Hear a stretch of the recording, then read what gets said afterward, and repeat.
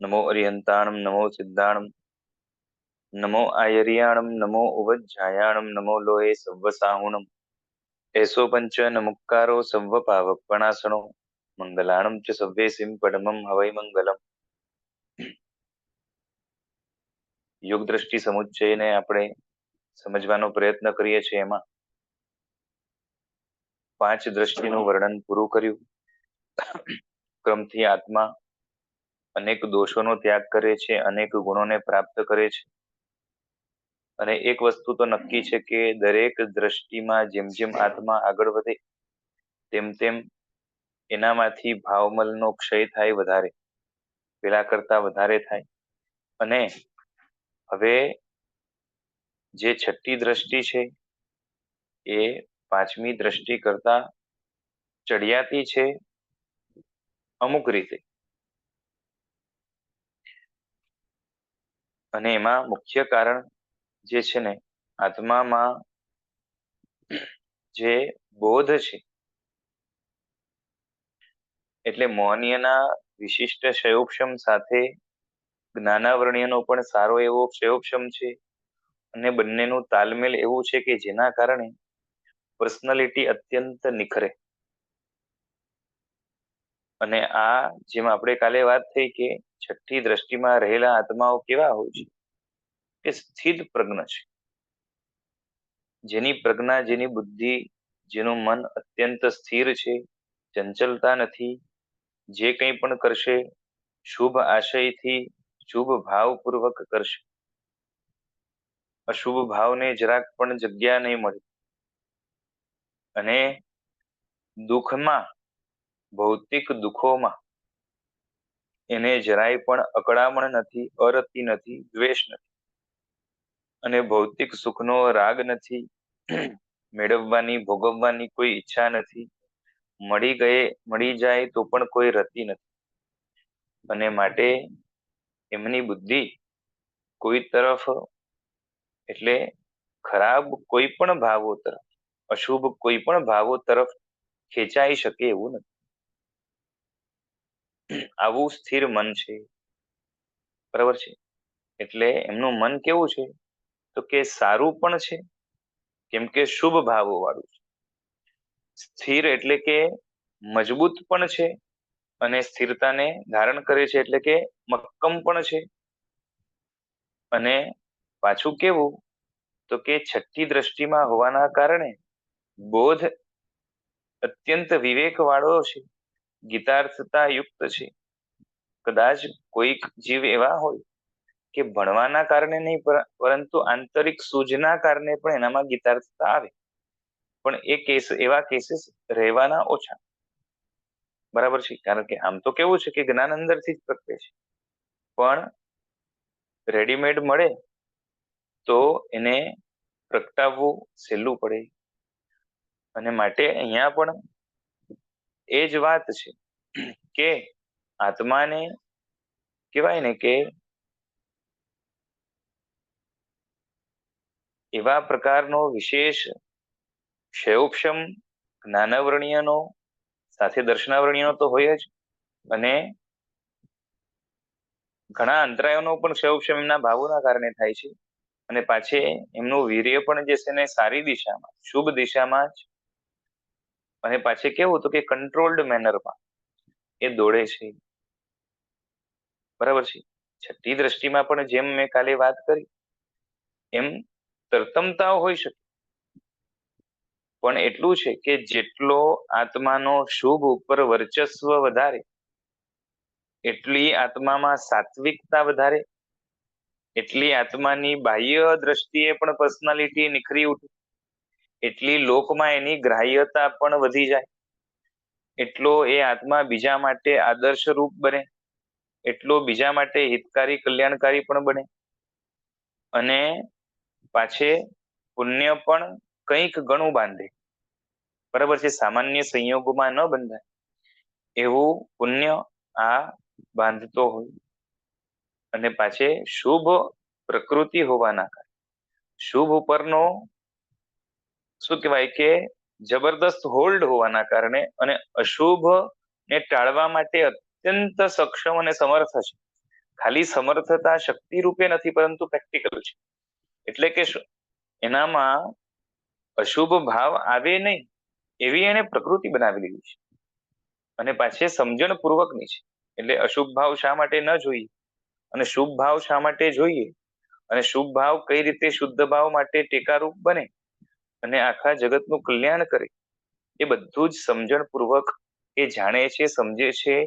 અને આ ઘણા બધા રહસ્યોથી એ પોતે વાકેફ છે જગતના. બરોબર છે. છઠ્ઠી દ્રષ્ટિ વાળા સ્થિત પ્રજ્ઞની વાત ચાલે છે. એની પેલાની દ્રષ્ટિમાં કોઈ સ્થિત પ્રજ્ઞ હોય એની વાત હમણાં વાત ચાલતી નથી. બરાબર છે. તો અહીંયા જે સ્થિત પ્રજ્ઞ છે એ કેવા છે, તો કે જો મનને મજબૂત કે મક્કમ કરીને સ્થિર પ્રજ્ઞતા, મનને સ્થિર બનાવવું એ પેલા પણ થઈ શકે છે. બરોબર છે. પણ અહીંયા તો કેવું છે કે જ્ઞાનના કારણે, બોધના કારણે જ એની મતિ કેવી થઈ છે, કે સ્થિત થઈ છે, મજબૂત પણ થઈ છે, શોભન એટલે શુભ પણ થઈ છે.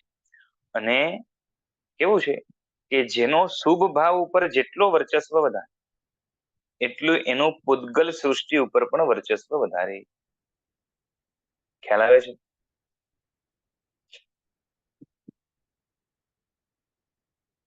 થોડો શુભ ભાવ હોય તો એ અનુકૂળ એવા પુણ્ય કર્મને આકર્ષે, પુણ્ય થોડુંક બાંધે.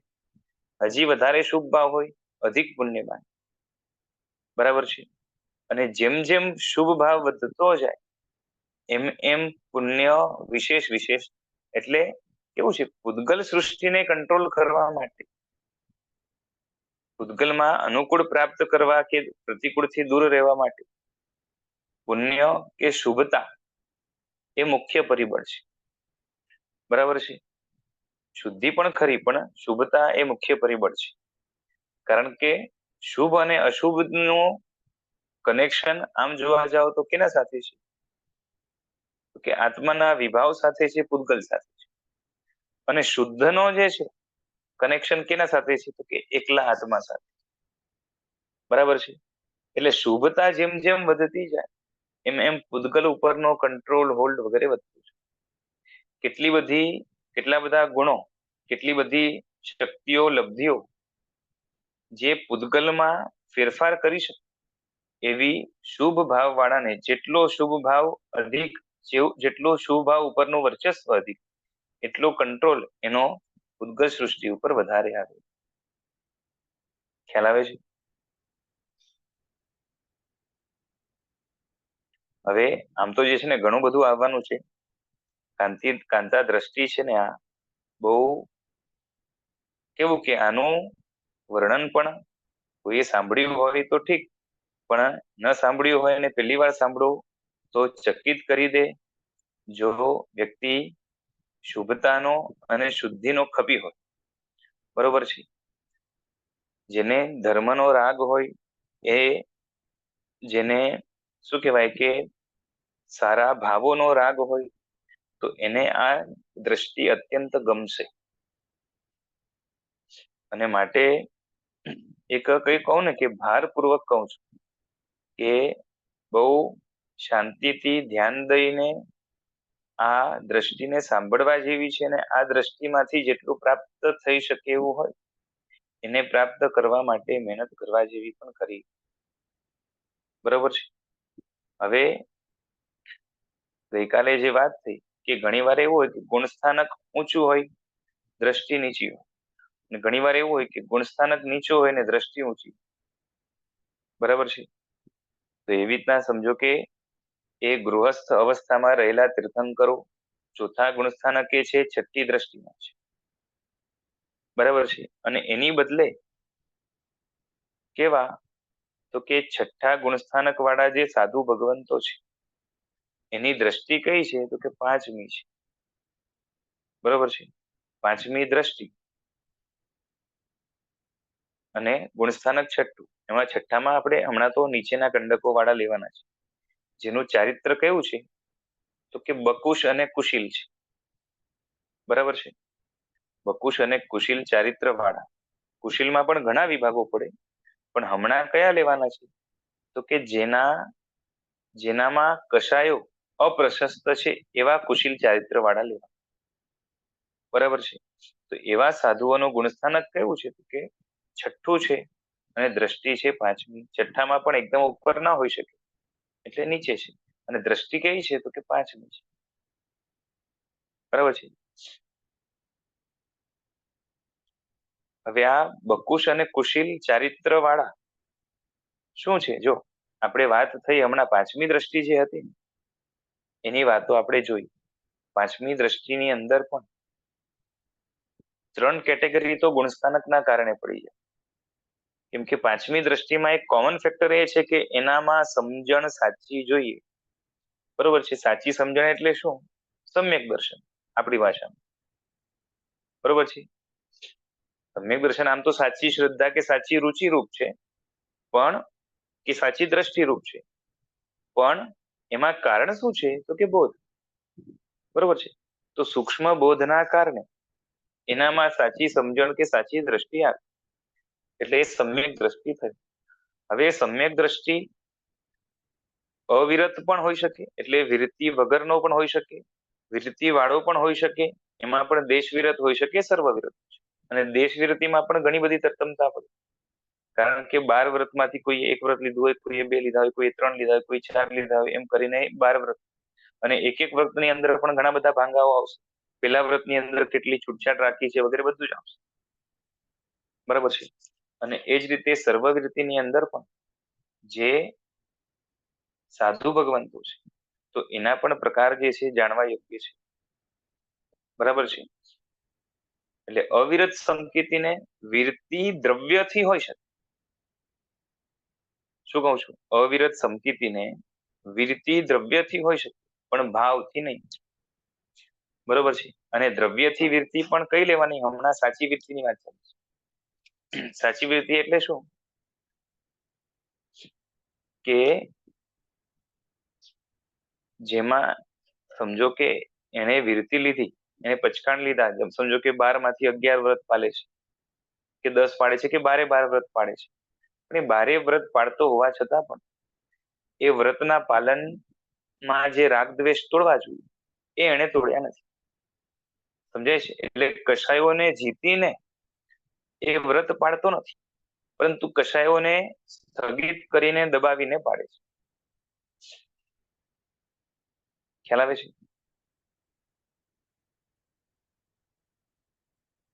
એટલે શું કહેવાય કે કષાયને કદાચ બહારે ન આવવા દે વ્યવહારમાં, પરંતુ એ કષાય અંદરમાં જે છે ને એનો ઉદય ચાલુ છે. ક્ષયોક્ષમ નથી. ટૂંકમાં દેશ વિરતિ માટે અને સર્વવિરતિ માટે પ્રત્યાખ્યાન કે અપ્રત્યાખ્યાનનો જે ક્ષયોક્ષમ જોઈએ એની મંદતા થશે, પણ ક્ષયોક્ષમ નહીં. એટલે સમકીતીને વિરતિ હોય તો કઈ હોય? અવિરત સમકીતીને વિરતિ પણ હોય તો કઈ હોય? તો કે શું કહેવાય? દ્રવ્ય વિરતિ. અને એ દ્રવ્ય વિરતિ પણ આગળ જઈને ભાવ વિરતિ માટે કારણ બને, માટે એને પ્રધાન દ્રવ્ય વિરતિ કહેવાય. તો બોધ ક્લિયર હોવા છતાં પણ રાગ દ્વેષ છૂટતા નથી, માટે વિરતિ ગ્રહણ કરી શકતો નથી, અને કદાચ કરે છે તો દ્રવ્યથી જ કરી શકે છે. આવા અવિરત સમકીતી છે. હવે આગળ વધીને જે દેશ વિરત સમકીતી, જેમ વાત થઈ કે 12 વ્રત. બરોબર છે. 12 વ્રત કયા કયા છે? બરોબર. સમ્યક્ત્વ તો છે, સાથે 12 વ્રત જોશે. બરોબર. સમ્યક્ત્વ મૂળ આપણે 12 વ્રત બોલીશું. તો સમ્યક્ત્વ મૂળ 12 વ્રત એટલે શું? તો કે જેના મૂળમાં સમ્યક્ત્વ છે, એટલે સમ્યક્ત્વ સહિત છે ને 12 વ્રત પાડવાના. તો 12 વ્રત કયા કયા છે? 5 અનુવ્રત. બોલો.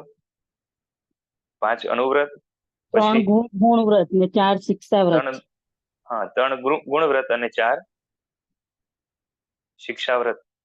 બરોબર છે. એટલે ટોટલ મળીને કેટલા થયા? 12 થયા ને. પછી એમાંથી કોઈક કોઈક લે, કોઈક કોઈક લે, કોઈક બધા લે, અને બધાની અંદર પણ ઘણા બધા ભાંગાઓ. અને જે સાધુ છે, બરોબર છે, એ સાધુ કેવા છે? તો કે સર્વવિરતિધર છે. બરાબર ને? સર્વવિરતિધર જે સાધુ છે, તો એ સાધુ જે છે એના પ્રકારો આજે આપણે થોડાક જોઈએ, કેમ કે બકુલ ને કુશીલ ની વાત આવી ને એટલે એનો થોડોક વિસ્તાર આપણે અહીંયા કરીએ. આ બધા જે કંઈ પણ ચારિત્રવાન મહાત્માઓ છે, સાધુ બોલો કે મુનિ બોલો, બરોબર છે, કે નિર્ગ્રંથ બોલો, એના પ્રકાર મુખ્ય 5 પ્રકાર તત્વાર્થાધિગમ સૂત્રની અંદર પણ આપેલા છે, 9મા અધ્યાયની અંદર, બરોબર છે. તો એમાં જે 5 પ્રકાર આપ્યા છે એ કયા કયા છે? તો કે પુલાક, બકુશ, કુશિલ, પછી નિર્ગ્રંથ અને સ્થાનક, બરોબર છે, સોરી સ્નાતક, સ્નાતક, પુલાક, બકુશ, કુશિલ, નિર્ગ્રંથ અને સ્નાતક. નામ યાદ રહેશે? કોઈ માટે કદાચ નવા હશે, કોઈ સાંભળ્યા પણ હશે. પુલાક, બકુશ, કુશિલ, નિર્ગ્રંથ અને સ્નાતક. હવે એમાં કેવું છે કે પહેલા જે 3 છે, પુલાક, બકુશ અને કુશિલ, પેલા જે 3 છે એની અંદર મુલાક કહો છો કે પુલાક? પુલાક, પુલાક, પુ, હા, પ, પુલાક, બકુશ, કુશિલ, નિર્ગ્રંથ અને સ્નાતક. આ બધાને નિર્ગ્રંથ કહેવાય, છતાં પણ આમાં નિર્ગ્રંથની એક સ્પેશિયલ કેટેગરી છે, જેને આપણે કહી શકાય કે નિર્ગ્રંથોમાં પણ પરમ નિર્ગ્રંથ, બરોબર છે. ગ્રંથ એટલે ગ્રંથિ. ગ્રંથિ કે નહીં? તો કે ગાંઠ. ગ્રંથિ એટલે ગાંઠ. ગાંઠ એટલે શું? તો કે આત્મામાં રાગ દ્વેષની જે ગાંઠ પડી છે. પેલો સમ્યક્ત્વ માટેની ગ્રંથિ જે હતી એ અલગ છે.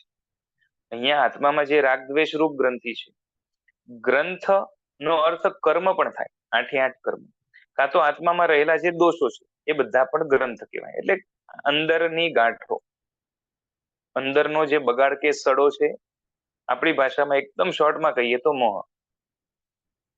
ખ્યાલ આવે છે? હવે સાધુઓ નિર્ગ્રંથ છે, એટલે કે એમણે મોહને કાઢ્યું છે. હવે કોઈએ થોડું કાઢ્યું હોય, કોઈ કે વધારે કાઢ્યું, પણ પાછી નિર્ગ્રંથ કહેવાય કે નહીં? થોડું કાઢ્યું હોય એને નિર્ગ્રંથ ના કહી શકાય. તમે સમજ્યા? આટલી બધી ગાંઠો છે, એમાંથી આટલી કાઢીને આટલી બાકી રાખ્યું, તો આપણે એમ ના કહીએ કે નિર્ગ્રંથ. એટલે શું હોવું જોઈએ કે ઘણી બધી કાઢી હોય ને થોડીક બાકી રાખી, તો આપણે કહેવાય કે હા, કે ભાઈ નિર્ગ્રંથ છે, બરોબર છે. ખ્યાલ આવે છે? એટલે અહીંયા દેશ વિરતિધર ને કે સમકીર્તિને પણ નિર્ગ્રંથ કહી શકાય, પણ કહેતા કેમ નથી?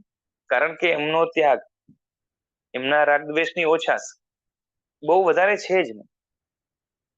સમજાય છે? સર્વવીરતીની અપેક્ષાએ જે છે ને એની ગાંઠો તૂટી છે કેટલી? કે અલ્પ, બરોબર છે. પુરુષાર્થ ઘણો કર્યો છે, ઘણી બધી તોડી છે, છતાં પણ જે છે ને એ રાગદ્વેષની ઘણી ગાંઠો બાકી છે. હવે એમાં પણ હવે 5 પ્રકારના નિર્ગ્રંથ કે 5 પ્રકારના સાધુ બતાવ્યા, એ સાધુમાં પણ એક પ્રકાર નિર્ગ્રંથ છે. એટલે સમજી લેવાનું કે નિર્ગ્રંથોમાં પણ નિર્ગ્રંથ એટલે શું? કે પરમ નિર્ગ્રંથ, એટલે કે જેને રાગ દ્વેષની ગાંઠ છે જ નહીં. બોલો કોણ આવશે એમાં? કયા સાધુ આવશે? કયા ગુણસ્થાનક વાળા આવશે કે જેનામાં રાગ દ્વેષ છે જ નહીં? રાગ દ્વેષ નો અભાવ કયા ગુણસ્થાનક? 12માં 12માં અને 11માં પણ થાય ને? હા 11. 11માં પણ નથી, બરોબર છે. તો 11માં, 12માં, બરોબર, 13માં, 14માં વગેરે, બરોબર છે. અચ્છા, તો 11 અને 12માં ગુણસ્થાનક વાળા વિતરાગ છે, પણ છદમસ્ત છે, બરોબર ને? ખ્યાલ આવે છે? 11માં અને 12માં ગુણસ્થાનક વાળા શું છે? તો કે વિતરાગ છે, પણ કેવા છે? તો કે છદમસ્ત છે. તો એને આપણે નિર્ગ્રંથમાં ગણીએ છીએ. એના પછીના પણ નિર્ગ્રંથ ખરા, પણ એના માટે સ્પેશિયલ શબ્દ વાપર્યો છે, સ્નાતક, બરોબર છે. એટલે જેમણે ઘાતી કર્મ માત્ર સાફ કરી નાખ્યું છે, જે શું કહેવાય કે ઘાતી કર્મો બાકી હતા એ પણ સાફ કરી નાખ્યા છે. જ્ઞાનાવરણીય, દર્શનાવરણીય અને અંતરા. ખ્યાલ આવે છે? એટલે સ્નાતક પણ બે પ્રકારના થશે. કયા કયા? તો કે સહયોગી ને અયોગી. બરોબર ને? કેમ કે 13મા ગુણ સ્થાનક વાળા જે સ્નાતક હશે એ સહયોગી હશે, અને 14મા ગુણ સ્થાનક વાળા જે સ્નાતક હશે એ અયોગી હશે. ખ્યાલ આવે છે?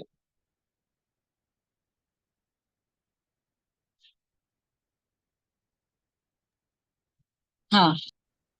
મુનિની કે સાધુની આપણે 5 કેટેગરી કરી. એમાંથી પહેલા 3ને એક્સપ્લેન કરવાના મારે બાકી છે, જેમાં ચારિત્ર છે પણ હજી પૂરેપૂરું નથી આવ્યું. બરોબર છે? ચારિત્ર છે પણ હજી પૂરેપૂરું નથી આવ્યું. જેને પૂરેપૂરું ચારિત્ર આવ્યું એ નિર્ગ્રંથ કહેવાય, એ વિતરાગ છે, એ 11 ને 12મા ગુણસ્થાનક વાળા છે. બરોબર છે? 11મા વાળો ફરીથી પડે તો ચારિત્ર હાથમાંથી જાય, પણ 11મે ચારિત્ર પૂરેપૂરું છે. અને 12માં ચારિત્ર એવું છે કે આવ્યા પછી જશે. એના પછી 13મા ને 14મા ગુણ સ્થાનક વાળા જે સાધુ છે એને કહેવાય સ્નાતક. બરોબર છે? બધા જ ઘાતીનો ક્ષય કર્યો છે. આ 5 જે કેટેગરી છે ને એને આજે બરોબર થોડીક સમજી લેવી છે. ખ્યાલ આવે છે?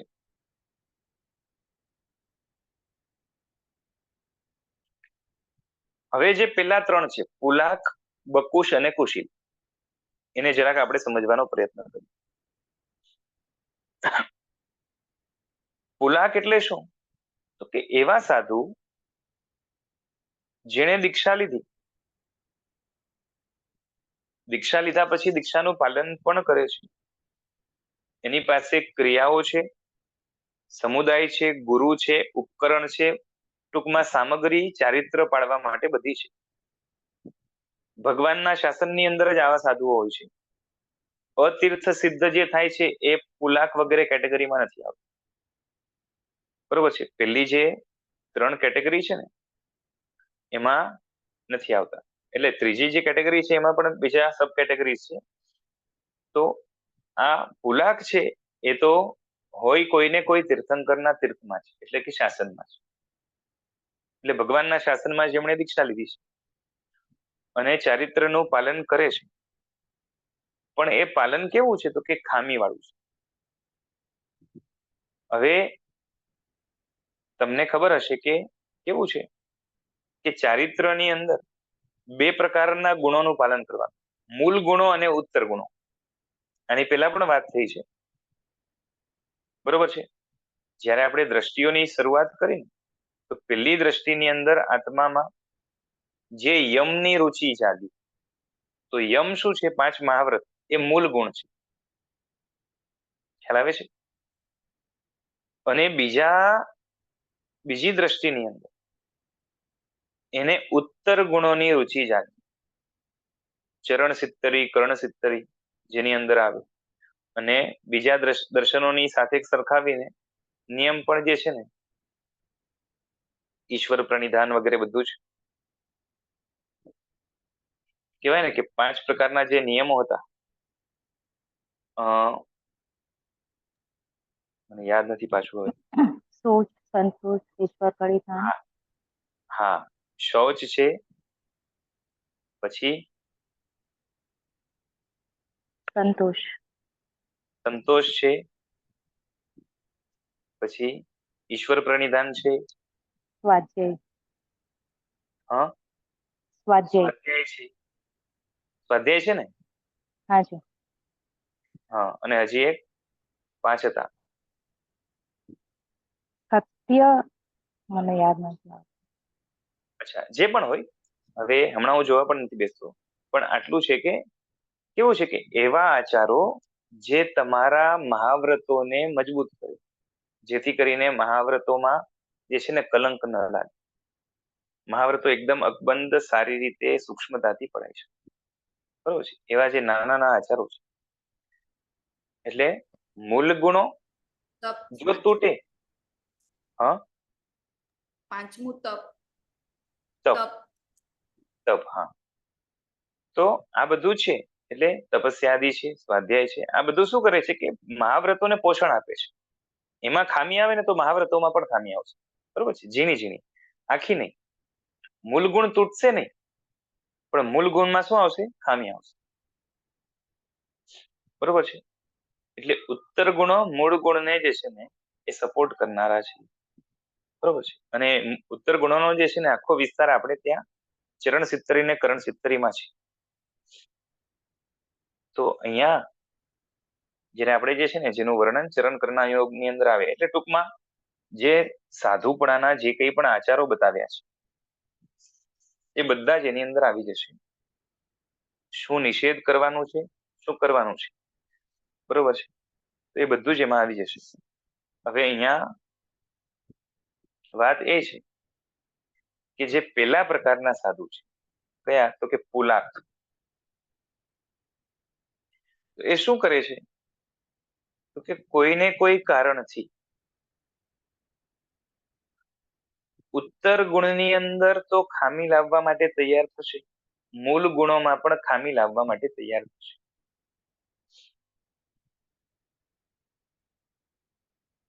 સમજ્યા? 5 મહાવ્રત છે, તો 5 મહાવ્રતમાંથી કોઈ પણ એક મહાવ્રત એ કોઈને કોઈ કારણથી તોડી નાખશે.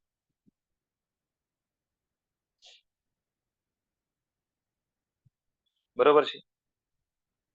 હવે અહીંયા પ્રશ્ન એ આવે કે ભાઈ મહાવ્રત જો તોડે, બરોબર છે, મહાવ્રતમાં ખામી આવે એની વાત નથી, મહાવ્રત તોડે જ એની વાત છે. તો મહાવ્રત જો તોડી નાખે તો સાધુ શેનો? સાધુ ન કહેવાય ને.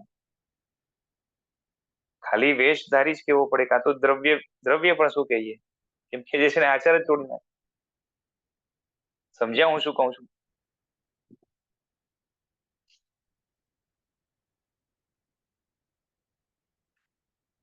કોઈ પણ એક મહાવ્રત છે ને એ તોડી નાખે.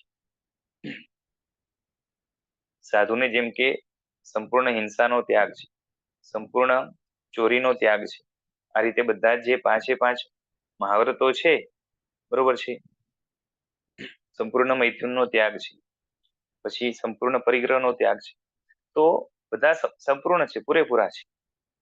તો એમાં શું કરે તો કે જે છે ને તોડી નાખે. બરોબર છે. કે જે છે ને ઘણી વાર તો કેવું કરે તો કે મોટી હિંસા કરી નાખે. ઘણી વાર કેવું કરે, અને પાછી આ કટોકટીની વાત નથી હો. કટોકટી એટલે સમજ્યા ને કે ભગવાનના શાસનની પ્રભાવના કે રક્ષા માટે થઈને ક્યારેક કરવું પડે એની વાત નથી, અપવાદની વાત નથી એમાં. ખ્યાલ આવે છે? અપવાદ તો જે છે ને કાલે જ વાત થઈ કે અપવાદ તો ભગવાનની આજ્ઞા છે, એની વાત નથી. ખ્યાલ આવે છે? પણ પોતાના આચારની ઢીલાશ છે તે, અને મહાવ્રત તોડી નાખે. બરોબર છે, એકાદ મહાવ્રત તોડે, કાં તો મૂળ ગુણમાંથી કાં તો ઉત્તર ગુણમાંથી કાંઈ એકાદ તોડે કાંઈ વસ્તુ, પણ શું કરે કે તોડી નાખે. પણ એમાં પણ જે છે ને કારણ શું હોય છે? તો દાખલા તરીકે છે ને કોઈ રાજાએ જબરદસ્તી કીધું કે ભાઈ જે છે ને તું આ હિંસા કર, કાં તો તું જે છે ને એ પેલી સાથે જે છે ને મૈથુનનું સેવન કર. તો એના બલાભિયોગથી, બરોબર છે, એના દબાણથી એ એવું કરી નાખે. બરોબર છે, એટલે મૈથુનનું સેવન કર્યું, કાં તો કોઈ મોટી હિંસા કરી નાખે. હવે એમાં થાય છે શું? તો કે પોતાની ઈચ્છાથી નથી કર્યું, નહીં તો ગુણસ્થાનક જાય. સમજાય છે? જે તોડ્યું એનું કારણ શું હતું? કે સામેવાળાએ પ્રેશરાઇઝ કર્યું. બરોબર છે, એટલે આચારથી તોડ્યું. અમુક એમાં જે છે ને અતિચાર પણ લાગે, કેમ કે અમુક ભાવો એમાં ભળ્યા હોય. બિલકુલ ભાવ ન ભળે તો જે છે ને એ આ પુલાકની કેટેગરીમાં પણ નહીં આવે. બરોબર છે, પણ કરવાની તૈયારી સાથે કર્યું પણ ખરા, પોતાની ઈચ્છાથી નથી કર્યું, બીજાના બલાભિયોગથી કર્યું છે. અને આવા જે છે ને પુલાક બીજા પણ હોય, ઘણા કેવા હોય, પુલાકના એક્ઝામ્પલ આપું છું કે અન્ય લિંગીઓ સાથે અન્ય દર્શનના સાધુઓ સાથે રહીને પોતાના આચારોમાં જે છે ને શિથિલતા લાવે. ઘણીવાર તો સામેવાળાનું જે છે ને આચરણ કે સામેવાળાના વેશમાંથી કાંઈક, બરોબર છે, સમજો કે કોઈકનું કમંડલ લઈ લઈએ. હવે આપણે ત્યાં કમંડલની વ્યવસ્થા નથી સ્થવિર કલ્પીમાં, તો એવા કોઈ ઉપકરણો જે છે ને લઈ લઈએ, કાં તો એવો કંઈક વેશ લઈ લઈએ, કાં તો ત્યાંના કંઈક આચાર લઈ લઈએ જે યોગ્ય નથી. તો આવી આચારની શિથિલતા, બરોબર છે, જો મહાવ્રતોનો પરિણામ છે જ એટલે એનું ગુણસ્થાનક નહીં જાય, અતિચાર લાગશે, નહીં તો એ તો સાધુમાં જ નહીં જાય, બરોબર છે. જેમ છે ને આપણે ત્યાં પાસત્થા વગેરે કીધા છે ને સાધુઓ, બરોબર છે, યથાછંદા, પછી શું કહેવાય કે પાસત્થા. તો પાસત્થા એટલે શું? તો કે બધી ઉપદી રાખે સાથે પણ જે છે ને એનો ઉપયોગ ન કરે.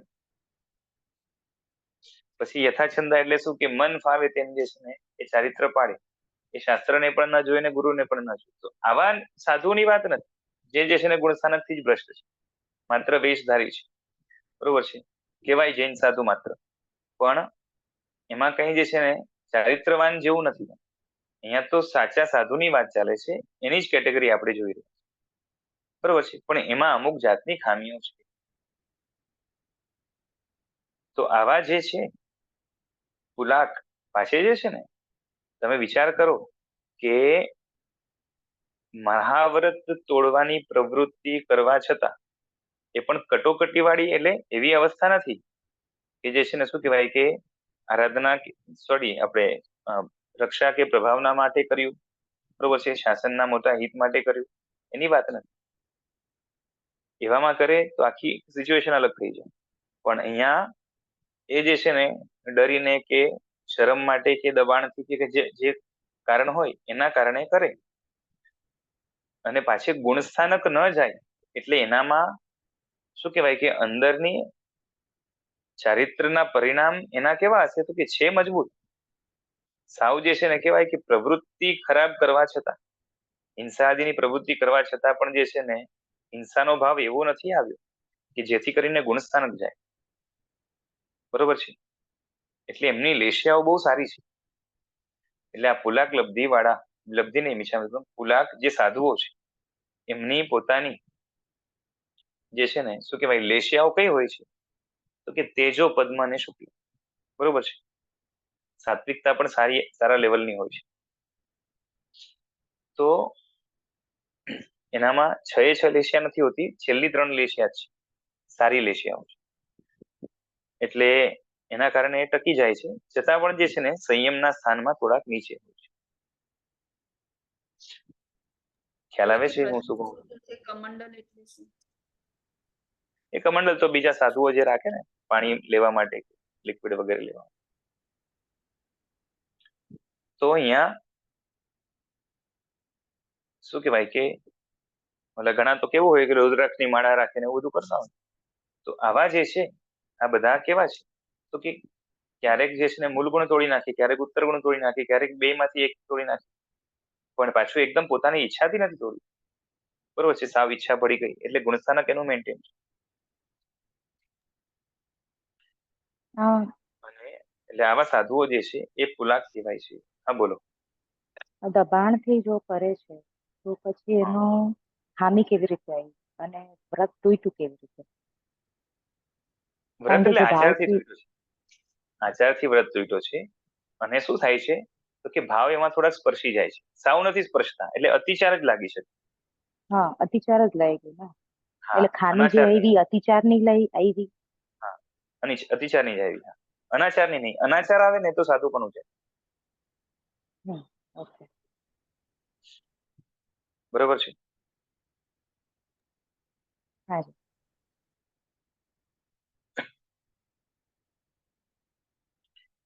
એટલે એવું છે.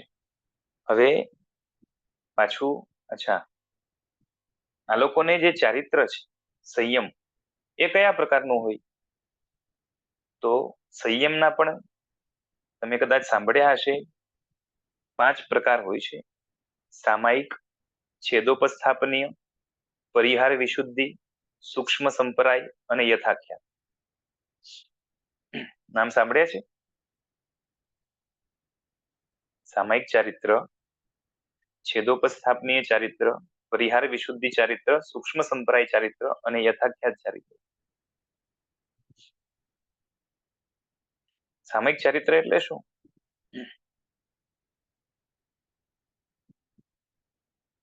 તો કે જે 5 મહાવ્રત ગ્રહણ કરે અને એનું પાલન કરતા હોય, બરોબર છે.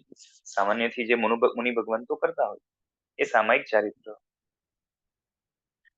હવે છેદોપસ્થાપની એટલે શું? તો કે એ પણ સામાયિક ચારિત્ર જ છે, પણ શું થયું છે તો કે કોઈ સાધુ ચારિત્ર પાડતા પાડતા કોઈક એનાથી સ્ખલના કે ભૂલ થઈ, એ કારણ હોય, અથવા તો પેલા ચારિત્ર પ્રેક્ટિસ માટે આપ્યું હોય અને પછી જે છે ને ઓરિજિનલ ચારિત્ર આપ્યું હોય, મહાવ્રતોનું આરોપણ પાછળ, બરોબર છે. એવા ચારિત્રને શું કહેવાય કે છેદોપસ્થાપનીય. આમાં 2 શબ્દ છે, છેદ અને ઉપસ્થાપન. એટલે શું કે કોઈ સાધુએ સમજો દીક્ષા લીધી, દીક્ષા લીધા પછી 40 વર્ષ પાડી અને એના પછી કોઈક મોટો દોષ સેવન થયો હોય, એના કારણે ગુરુએ એને શું કહેવાય કે પ્રાયશ્ચિત આપ્યું. શું પ્રાયશ્ચિત આપ્યું? તો કે છેદ પ્રાયશ્ચિત આપ્યું. એટલે શું? તો કે એના ચારિત્રના પર્યાયનો છેદ. એટલે સમજો કે 40 વર્ષ દીક્ષા પાડી છે, તો એમાંથી 30 વર્ષ એ કટ કરી નાખી, એટલે એનો દીક્ષા પર્યાય 10 વર્ષનો જ ગણાય. સમજ્યા? અને ઘણીવાર 40 વર્ષ કટ કરી નાખી અને કે નવા દીક્ષિતની જેમ તમારે રહેવાનું. એટલે તમારી દીક્ષા આજે થઈ છે એમ સમજીને ચાલવાનું. અને એનાથી પેલા જેટલા લોકોએ, એટલે કોઈ 10 વર્ષ પેલા હવે દીક્ષા લીધી છે તો એને તમારે વંદન કરવાનું અને એ રીતે એની સેવા વગેરેમાં રહેવાનું. એટલે એ બધા તમારા હમણાં વડીલ ગણાશે. અને એના પેલાનું જે છે ને એ દીક્ષાનો પર્યાય નહીં ગણાય, એટલે એને ઇનવેલિડ ગણી. બરોબર છે. એટલે છેદ કર્યો અને ઉપસ્થાપન. આ એક થયું. બીજું શું છે કે હમણાંની જે વ્યવસ્થા છે કે પેલા દીક્ષા આપે અને અમુક દિવસો પછી વડી દીક્ષા આપે. તો વડી દીક્ષાથી જ ઓરિજિનલ દીક્ષા ગણાય, એટલે ત્યાંથી ગણાય. એના પેલા જેટલું પાડ્યું એનો છેદ થાય. છેદ એટલે એને ગણાતું નથી. ખ્યાલ આવે છે?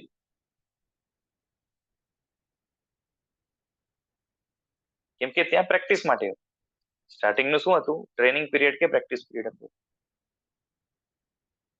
એના પછી છે પરિહાર વિશુદ્ધિ નામનું ચારિત્ર.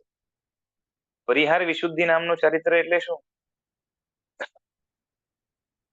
તો કે કોઈક સમુદાયમાંથી ઘણા તૈયાર થયેલા સાધુ જે ઊંચા ગુણસ્થાન હતું, સારી રીતે રહીને આરાધના કરી શકે છે, જેના ભાવો સારા એવા નિર્મળ છે, જેનામાં ગીતાર્થતા વગેરે પણ ઘણી છે, અને નિર્મળ એવું ચિંતન મનન વગેરે પણ કરી શકે છે, તપ ત્યાગ આદિ પણ કરી શકે છે, બરોબર છે. એવા સમુદાયમાંથી અમુક સાધુઓ, લગભગ 9 જેવા સાધુઓ નીકળીને અમુક ઠેકાણે જાય, ત્યાં જઈને 6 મહિનાની કંઈક આરાધનાઓ કરે અમુક, બરોબર છે. એટલે એક સ્લોટ હોય પેલા 6 મહિનાનો, તો એની અંદર કોઈ વાચનાચાર્ય બને, કોઈક બીજું કંઈક કાર્ય સોંપાયું હોય, કોઈક તપસ્યા કરે, બરોબર છે. ગોચરી પાણી બીજા સંભાળે ને તપસ્યા બીજા કરે. પછી એના પછી પાછો ટર્ન ચેન્જ થાય. જે વાચનાચાર્ય હતા એ ચેન્જ થઈ જાય, જે છે ને સેવકો ચેન્જ થઈ જાય અને તપસ્યા કરનારા ચેન્જ થઈ જાય. એમ આખું રોલિંગ ચાલે. અને એમ કરતા કરતા અને પાછી બહુ ટફ હોય આખું થ્રુઆઉટ, જે છે ને આખી આરાધના, એટલે સ્પેશિયલ એક આરાધના. તો એ જે આખી આરાધના છે ને એને પરિહાર વિશુદ્ધિ ચારિત્ર કહેવાય.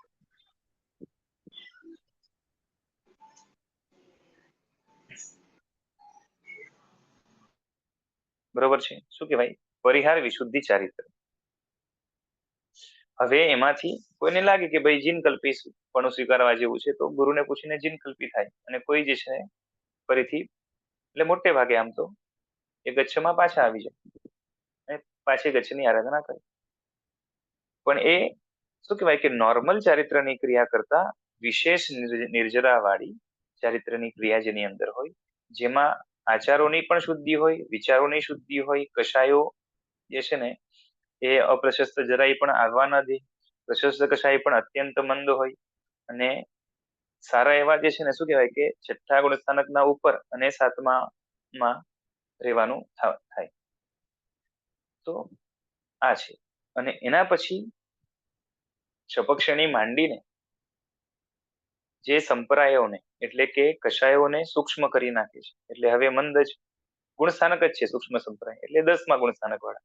એટલે 10મા ગુણસ્થાનક વાળા જે મુનિ છે, એ સાધુ છે, એનું સંયમ કે એની જે છે ને શું કહેવાય કે એનું મુનિપણું, તો એ શું છે તો કે સૂક્ષ્મ સંપ્રાય નામનો સંયમ કે ચારિત્ર. અને 5મા નંબરે છે યથાખ્યાત ચારિત્ર. યથાખ્યાત ચારિત્ર એટલે વિતરાગતા. બરોબર છે, આત્મા વિતરાગ બની જાય એ યથાખ્યાત ચારિત્ર. 11મા ગુણસ્થાનક એ ચાલુ થાય, 12મા પણ હોય, 13મે પણ હોય, 14મે પણ હોય, બધી જગ્યાએ ચારિત્ર એ યથાખ્યાત. બરોબર છે. યથા એટલે જેમ, ખ્યાત એટલે પ્રખ્યાત કે એ શું કહેવાય કે જાણીતું. કેમ કે ચારિત્ર શું છે તો કે કષાયોનો અભાવ અને કષાયના જે ઓપોઝિટ જે કઈ ગુણો છે એની અંદરની રમણતા, એ ચારિત્ર છે. તો એ પૂરેપૂરી જે છે ને કોનામાં હોય કે વિતરાગમાં હોય. વિતરાગ સિવાયનામાં પૂરેપૂરી ચારિત્ર ન હોય. બરોબર છે. એટલે આ રીતે સામાયિક, છેદોપસ્થાપનીય, પરિહાર વિશુદ્ધિ, સૂક્ષ્મ સંપ્રાય અને યથાર્થ, આ 5 ચારિત્ર છે. ખ્યાલ આવે છે? સમજાય છે કે અઘરું જાય છે? ન સમજાય તો પૂછજો. બરોબર છે. આના સંબંધી જે પણ હોય એટલે એટલું ક્લિયર થતું જાય. બરોબર છે. જે સામાયિક નામનું ચારિત્ર છે એ દેશવૃત્તિમાં હોય તો આંશિક ગણાય, એટલે 5મા ગુણસ્થાનક. સર્વવૃત્તિમાં હોય, બરોબર છે, દેશવૃત્તિને જે છે ને સામાયિક એટલે કઈ, જે આપણે નોર્મલી સામાયિક લેતા હોય, ઔષધ લેતા હોય, એ બધું આવશે. બરોબર છે. અને પાછી ઉપલક્ષણથી તો જે છે એના વ્રતો વગેરે પણ આવશે, 12 વ્રતો વગેરે. પણ આમ સામાન્યથી જે સામાયિક આપણે કહીએ તો એ ચારિત્રવાન, પૂર્ણ ચારિત્રવાન એટલે સર્વવૃત્તિવાન. યથાખ્યાતની જેમ પૂર્ણ ચારિત્રવાન નહીં, પણ સર્વવૃત્તિ વાળા જે છે, બરોબર છે, એમનું જે ચારિત્ર એ સામાયિક ચારિત્ર. છેદ કરીને ઉપસ્થાપન કર્યું હોય તો છેદોપસ્થાપની એ 6ઠ્ઠા ગુણસ્થાનક વાળાને હોય. સામાયિક ચારિત્ર પણ 6ઠ્ઠા 7મા ગુણસ્થાનક વાળાને હોય. છેદોપસ્થાપની વાળા પણ જે છે ને 6ઠ્ઠા ગુણસ્થાનક થી 7મા 7મા 6ઠ્ઠા એ રીતે એમનું ચાલતું હોય, એટલે 6 અને 7 બે ગણાય. બરોબર છે.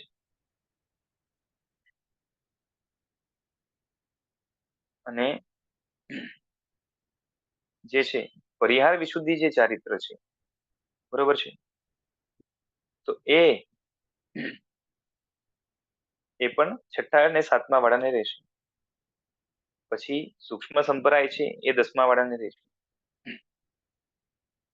અને યથાખ્યાત જે છે, જો હવે આમાં કેવું છે, કોઈ પણ સંયમની અંદર પછી શું કહેવાય કે સપક્ષણી માંડી દે તો એ આગળ વધી જાય. બાકી 6ઠ્ઠા 7મા ગુણસ્થાનક એ રહે, સૂક્ષ્મ સંપ્રાય વાળો 10મા આવ્યો. અને જે યથાખ્યાત વાળો છે એ 11મા ગુણસ્થાનક થી આગળ હોય, 11મા ને એની આગળ. કેમ કે વિતરાગતા જ્યાં છે ત્યાં યથાખ્યાત ચારિત્ર રહેશે. હવે જે આપણી વાત ચાલતી હતી કે 5 પ્રકારના જે સાધુ છે, કે મુનિ છે કે નિર્ગ્રંથ છે, બરોબર છે, તો એમાં જે પુલાક નામના જે સાધુ છે એની વાત ચાલતી હતી કે એના મૂળ ગુણમાં એટલે કે શું કહેવાય કે મહાવ્રતોમાં જ કંઈક ખામી આવી શકે. આવે જેવું જરૂરી નથી, આવી શકે, ઉત્તર ગુણમાં પણ આવી શકે. બરોબર છે.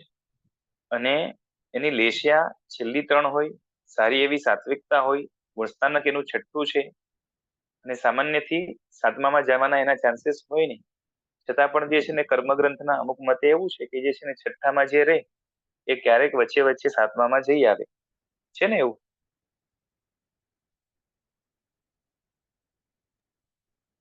સમજાય છે ને?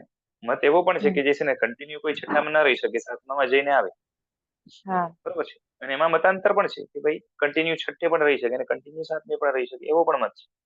બરોબર છે. આ બધા મતાંતરો છે.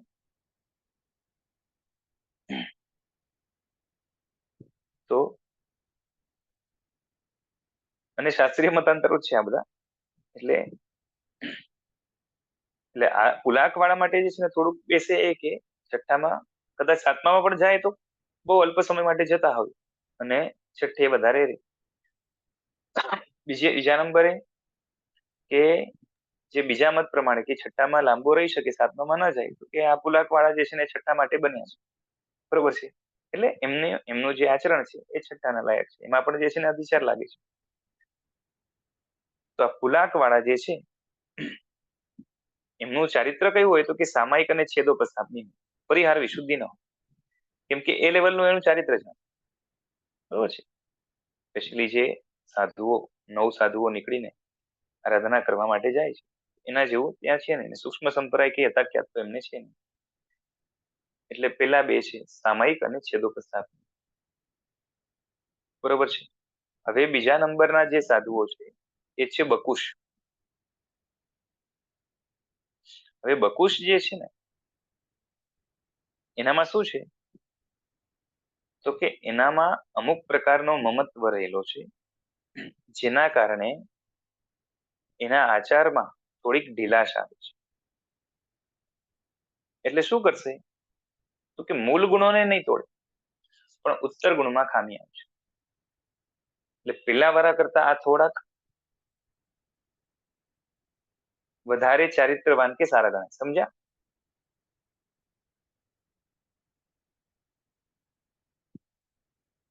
પેલા છે ને મહાવ્રત ને જ મૂળ ગુણને તોડવા માટે તૈયાર. આ તોડશે તો શું તોડશે તો કે ઉત્તર ગુણમાં એનામાં ખામી આવશે. ખ્યાલ આવે છે? મૂળ ગુણમાં ખામી નહીં આવે. બરોબર છે. હવે બકુશ કેવા હોય ને એ હું સમજાવું એટલે એના ઉપરથી તમને થોડો ખ્યાલ આવી જશે. કે જે બકુશ છે બરોબર છે, અને એ પણ જે છે ને મુખ્ય છઠ્ઠા ગુણ સ્થાનક હોય. બરોબર છે. સાતમા માટે એ બન્યા નથી, પણ છતાં પણ છઠ્ઠેથી સાતમે જઈને આવે તો વાત જુદી છે. બરોબર છે. એટલે એક મતે જઈ શકે છે. હવે અહીંયા બકુશ જે છે ને એ કેવા છે તો કે બે પ્રકારના છે. શું છે તો કે જે છે ને ઉપકરણ બકુશ અને શરીર બકુશ. ઉપકરણ બકુશ અને શરીર બકુશ. તો ઉપકરણ બકુશ એટલે શું તો કે જેને ઉપકરણો ઉપર મમત્વ, કપડા ઉપર, ઓઘો, મુપત્તિ, કાં તો એના જે કંઈ પણ ઉપકરણો છે તો એના ઉપર મમત્વ હોવાના કારણે શું કરશે તો કે એને એકદમ સ્વચ્છ રાખશે. વારંવાર જે છે ને જરાક પણ સર ન પડી જાય ઘડી કરીને રાખશે. ઘણીવાર તો એના ઉપર ડિઝાઇન વગેરે બનાવડાવશે. બરોબર છે. જોઈ જોઈને જે છે ને હરખાશે. કપડા પણ એકદમ ટીપટોપ રાખશે. સમજ્યા? એટલે ઉપકરણના મમત્વના કારણે એ ઉપકરણોને કેવા રાખશે તો કે એકદમ જ જે છે ને શોભાવાળા રાખશે અને એકદમ વ્યવસ્થિત રાખશે. તૂટી ન જાય, ફાટી ન જાય. અને એટલું જ નહીં, ઘણી વાર તો એમાં બકુશતા એટલી આવે કે જેના કારણે શું થાય તો કે જે છે ને સારા સારા ઉપકરણો ભેગા કર્યા કરશે. બરોબર છે. ઢગલો વધશે, પરિગ્રહ વધશે. બરોબર છે. હવે કેવું છે કે જો ત્યાં કોઈ પાસેથી વગર પૂછે લેવું નહીં, એ બધું હોય એટલે ચોરી વગેરે જે છે ને એ નહીં લાગે. એટલે ચોરી કે હિંસા કે સીધે સીધું નહીં લાગે.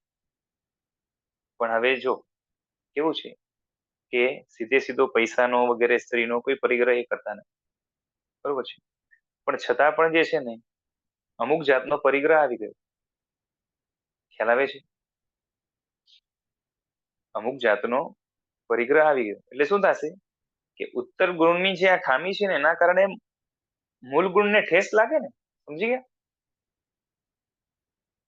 ને શું થાય સામાન જેમ જેમ વધતું જાય એમ એમ પડી લેણ, કદાચ પડી લેણ ન થાય તો એની અંદર હિંસા, કોઈ જગ્યાએ નિગોત, કોઈ જગ્યાએ જીવાત. એટલે શું થાય કે હિંસા માટેનો સ્કોપ વધી જાય. ખ્યાલ આવે છે? ઉત્તર ગુણની ખામીના કારણે મૂળ ગુણમાં શું લાગશે? અતિચારો લાગશે.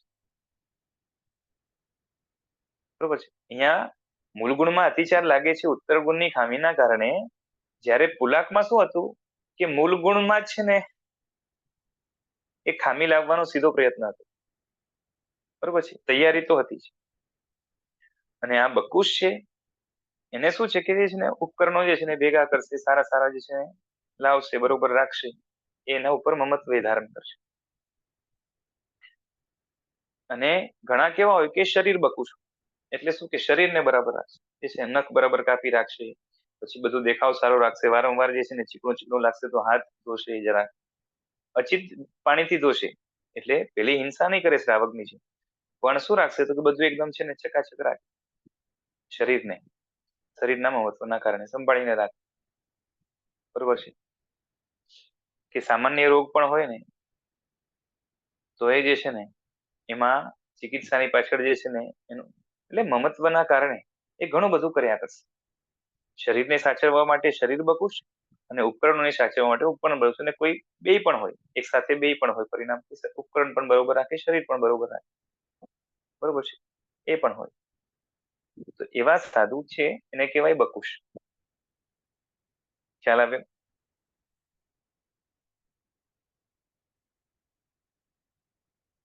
હવે જો કોઈ એવા પણ હોય કે પુલાક અને બકુશ બે, ખ્યાલ આવે છે?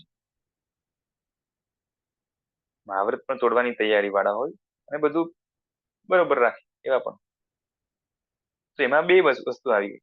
આમ છતાં પણ જુદા પાડવાનું કારણ શું? તો કે અમુક એવા હોય કે જે છે ને પુલાક હોય પણ બકુશ ન, અને બકુશ હોય પણ પુલાક ન, એવા પણ. બરોબર છે. ઉપકરણોને જે છે ને મહત્વ ના હોય, શરીરનો એવો મહત્વ ના હોય, પણ જે છે ને કોઈ કારણથી જે છે ને એ જે નથી કરવા જેવું એ કરવા માટે તૈયાર થાય. બરોબર છે. જો આ બધાની અંદર ચારિત્ર મોહનીયનો કઈ ને કઈ ઉદય કામ કરતો હોય છે, પણ બને છે આવું બધું.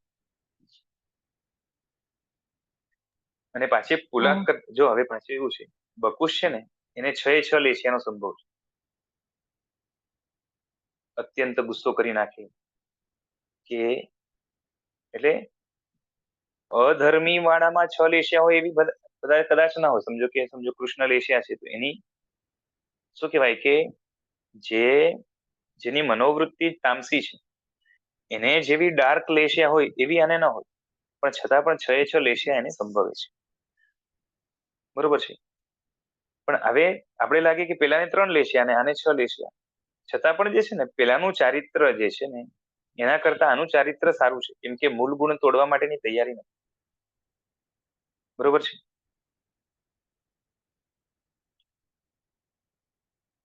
હા બોલો, શું કહેતા હતા? જે બકુશ છે એના ઉપર દબાણ આવશે તો બી એના મૂળ ગુણને નહીં કાંઈ બી થવા દે એવું.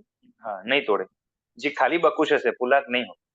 જે બે હોય એની વાત અલગ, પણ ખાલી બકુશ જ છે તો એ નહીં તોડે. હા, એટલે ઓલા દબાણ એટલે શું? જીવનું જોખમ આપણે એમ વિચારીએ તો જીવના જીવનું જોખમ. જો જીવના જોખમમાં તો પછી છે ને આગળ પાછળનો ઘણો વિચાર કરવાનો આવે. ઘણી વાર તો જે છે ને ડરી જાય, કાં તો ઘણી વાર જે છે ને વ્યવહાર સાચવવા માટે કરે કે ભાઈ જે છે ને રાજાએ કીધું છે એટલે કરવું પડશે, કાં તો જે છે ને પેલો મોટો માણસ છે તો એની એક અમુક છાયા કે આભા હોય એના કારણે કરે. તો જો એ આ જો છે ને કેવા એટલું છે, હોય ને તો એ ઘણું નીચે આવી જાય છે કે આપણે મતલબ કોકના પ્રભાવથી બી પોતાના મહાવ્રત તોડવા માંગે છે. હા છતાં એટલે તો છે ને એટલી આચારમાં શિથિલતા છે. ગુલાબ છે ને સાવ શિથિલાચારી એવા નથી કે મહાવ્રતનું પરિણામ જાય. જો એવો જાય ને તો શિથિલાચારી કેવા ગણાશે તો કે જે છે ને એ કદાચ માર્ગમાં હોય, સમકીતી હોય, પણ શું કહેવાય કે ચારિત્રવાન કે સર્વવૃત્તિધર નહીં ગણાય. આ હજી આને સર્વવૃત્તિમાં ગણ્યા છે. બરોબર છે. એનું ગુણસ્થાનક વગેરે બધું આપ્યું છે. સામયિક અને છેદોક સ્થાપનીની અંદર એનું જે છે ને સમાવેશ પણ કર્યો છે ગુણસ્થાનકમાં. એટલે અને પાછળ કેવું છે ખબર છે કે હવે આ પુલાકની પણ એક કેટેગરી હશે ને, રેન્જ તો હોય ને કે કોઈના પરિણામ આવા ને કોઈના એકદમ વધારે સારા. એક કેટેગરી તો પડે ને. ભલે એકદમ સારા તો ન થઈ શકે એમ કે પુલાક છે.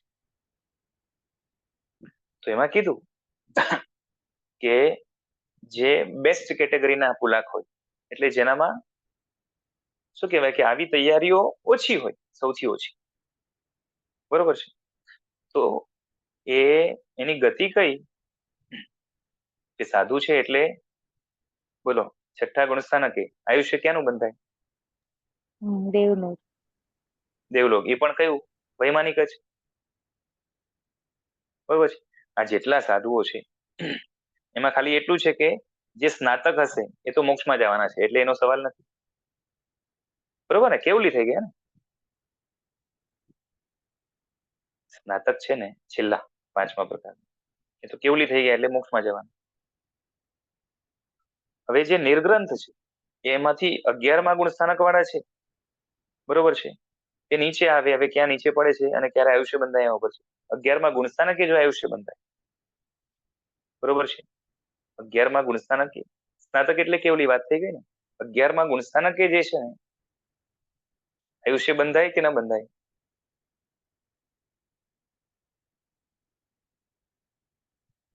અગિયારમાં ગુણસ્થાનકે આયુષ્ય બંધાય કે ન બંધાય? ના, આયુષ્ય નથી બંધાતું, ખાલી ના ત્યાં બંધાય, નથી આયુષ્ય બંધાતું. પૂરું થાય છે. હા હા. હવે કેવું છે કે એમની ગતિ ઊંચી બતાવી છે, અને 12મા વાળા તો કેવલી થવાના જ છે. ખ્યાલ આવે છે?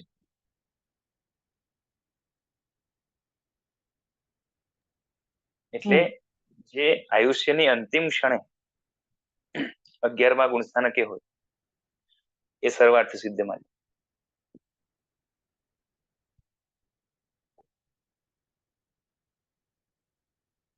અચ્છા, હવે હમણાં આપણે જે પુલાક અને બકુશની વાત ચાલતી હતી ને, એની મિનિમમ ગતિ શું છે? તો કે વૈમાનિક તો રહેવાની, વૈમાનિક તો રહેશે જ ને. તો ક્યાં જશે? તો કે પેલા દેવલોકમાં જશે મિનિમમ. અને મેક્સિમમ કેટલું? તો કે પુલાક વાળા છે ને એ 8મા દેવલોક સુધી જાય છે. પુલાક વાળા ક્યાં સુધી જઈ શકે? તો કે 8મા દેવલોકનું જે ઉત્કૃષ્ટ આયુષ્ય છે ત્યાં સુધી જઈ શકે, એનાથી આગળ નહીં.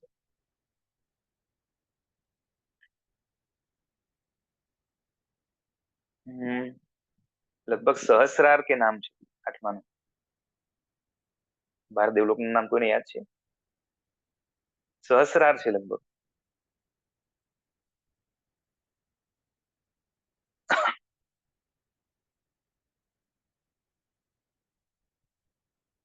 હવે બકુશ વાળું છે ને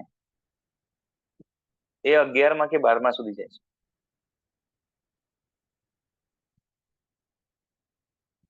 સમજી ગયા? એટલે એનું ચારિત્ર આના કરતા ઓછું બનાશે. તમારી અંદરથી તૈયારી કેવી છે ચારિત્ર એના ઉપર છે. ચલો, હવે આ પુલાક અને બકુશમાં ડિફરન્સ સમજાય ગયો તો પછી આગળ વધી.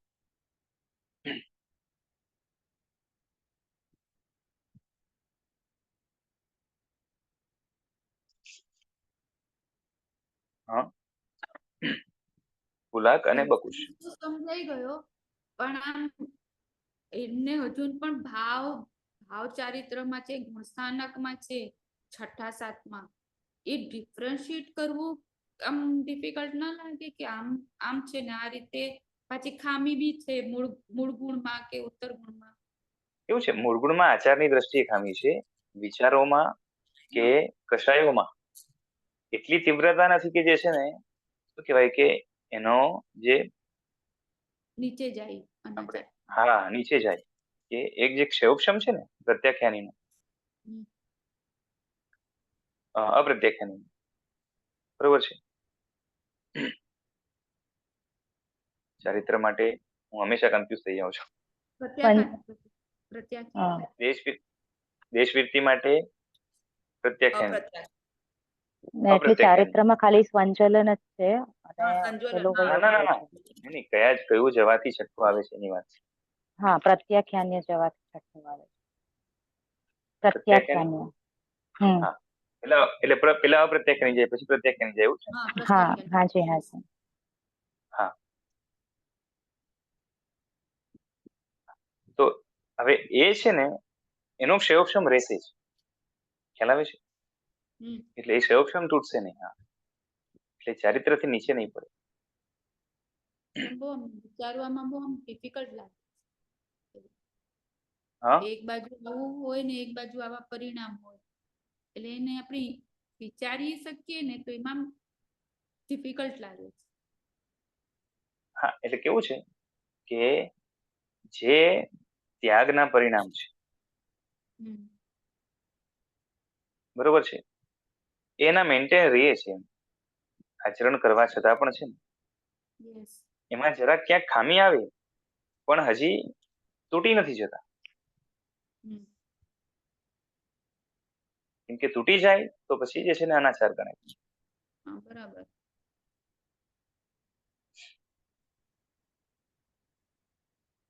જી શું છે? હા, હવે બકુશ પછી છે કુશીલ, બરોબર છે, એ નામથી સમજાય. કુ શબ્દ છે ને ખરાબ અર્થમાં છે અને શીલ એટલે ચારિત્ર, એટલે જેના ચારિત્રમાં કઈ ખરાબી કે ખામી છે. હવે આમાં કુશીલમાં છે ને બે ભેદ પાડવા જેવા, સારી રીતે પાડવા જેવા છે. તો શું? તો કે પ્રતિસેવના કુશીલ અને કશાય કુશીલ. પ્રતિસેવના કુશીલ અને કશાય કુશીલ એટલે શું? તો કે પ્રતિસેવન એટલે કે પાલન, સંયમની ક્રિયાઓ, એની અંદર ખામી, બરોબર છે. હવે કેમાં ખામી હશે? મૂળ ગુણમાં કે ઉત્તર ગુણમાં? ઉત્તર ઉત્તરમાં. ઉત્તર ઉત્તર ગુણમાં. હા, બરોબર છે. મૂળ ગુણમાં ખામી હશે તો પછી પુલકમાં ચાલી જશે, બરોબર છે. મૂળ ગુણમાં ખામી એટલે શું? મૂળ ગુણ જશે નહીં પુલક વાળાને, પણ ખામી એટલા માટે કારણ કે એનું સેવન કરી લે છે એની સામે, બરોબર છે. મૂળ ગુણને તોડે છે, મહાવ્રતને તોડે છે. અને અહીંયા શું છે કે પ્રતિસેવના કુશીલ જે છે ને, બરોબર છે, પ્રતિસેવના કુશીલ અને કશાય કુશીલમાં ઘણો ફરક છે. તો પ્રતિસેવના કુશીલ વાળા કેવા છે? તો કે ઉત્તર ગુણની અંદર ખામી છે પણ છતાં પણ બકુશ કરતા એ જુદા છે. કેમ? તો કે બકુશમાં મુખ્ય શું છે કે શરીર અને ઉપધિ ઉપર કે ઉપકરણો ઉપર જે છે ને એને મહત્વ હતું ને. અહીંયા શું છે કે કોઈને કોઈ પ્રમાદના કારણે, કોઈ આળસ કયો કે XYZ જે પણ, બરોબર છે, કે ઘાઈ વાળો સ્વભાવ કે જે પણ હોય, અધીરજ, તો એવા કોઈ પણ કારણોસર શું છે કે મૂળ ગુણો તો જાળવી રાખે પણ ઉત્તર ગુણમાં જે છે ને એ ખામી આવે. સમજી ગયા? કંટાળો આવે છે, સ્વાધ્યાય નહીં કરવાનો, બરોબર છે, હવે શક્તિ છે છતાં પણ તપ નહીં કરે. પછી જ્યારે જે પણ, હવે સમજો કે સેવાનું કાર્ય છે, કે શું કહેવાય કે હવે ગુરુ આવ્યા તો ઉભા નહીં થાય, વિનયની ખામી. તો જેટલા પણ ચારિત્રના આચારો છે જ્યાં જ્યાં, બરોબર છે, વ્યાવચ કે XYZ જે પણ હોય, તો એ જે છે ને જેવી રીતે પાડવા જોઈએ નહીં પાડે. તો મહાવ્રત તો નહીં તૂટે પણ અમુક સંયમની જે ક્રિયાઓ છે એમાં એની ખામી આવશે, એટલે એનું પ્રતિસેવન, બરોબર છે, બરોબર છે, એનાથી રિલેટેડ છે. જે રીતે સંયમ સેવવું જોઈએ એમાં કઈક ખામી આવશે. આ સમજાઈ ગયું?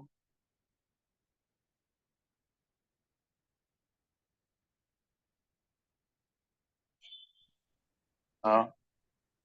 જી પુલાક, બકુશ અને કુશીલમાં ડિફરન્સ સમજાવવું જોઈએ. બધામાં કંઈક ખામી તો છે જ ચારિત્રમાં. અને કેવું છે, ચારિત્રમાં ખામી 10મા ગુણસ્થાન સુધી રહેશે, એ બધાને આપણે કવર કરી લેવાના છે. પ્રતિશેવનાની શું ડેફિનેશન કહી? પ્રતિસેવના એ છે કે જે ઉત્તર ગુણો છે, જેમ કીધું ને કે શૌચ, તપ, સ્વાધ્યાય, આ બધા જે હતા ને નિયમ, બાકી આપણા શાસ્ત્રમાં તો જે છે ને ઘણા બધા આચારો બતાવ્યા છે જેના કારણે શું થાય કે ચારિત્ર જળવાઈ રહે, સચવાઈ રહે, વિનય, વ્યાવચ જે કંઈ પણ કરવાનું હોય, બરોબર છે. પછી તે જે છે ને શું કહેવાય કે તિથિઓ, પર્વ તિથિઓની અંદર જે સેવન કરવાનું હોય, અથવા તો શું કહેવાય કે તપ જપ આદિ કરવાના હોય, જાપ આદિ કરવાના હોય, તો એ જ્યારે પણ જે કરવાનું હોય, પછી શું કહેવાય કે જેને જે રીતે જાળવી રાખવાનું હોય, જેની સાથે જેવો વ્યવહાર કરવાનો, આવું ઘણું બધું આવશે. તો આ બધું જ છે એમાં કઈ ને કઈ ખામી લાવશે. બરોબર છે. કંટાળો આવે છે, કાં તો કોઈક જે છે ને શું કહેવાય કે એ મનની સ્થિરતા નથી, તો એવા કોઈ પણ કારણોસર કે એની અંદર જે છે ને ખામી આવશે. શરીરનું મહત્વ છે કે ઉપકરણોનું મહત્વ છે એનું અહીંયા મુખ્ય કારણ નથી. એ કારણ હોય તો શું કહેવાય? બકુશ કહેવાય. અને એક કારણથી જો કુશીલ બને તો બકુશ અને કુશીલ બેયમાં ગણાય. સમજ્યા?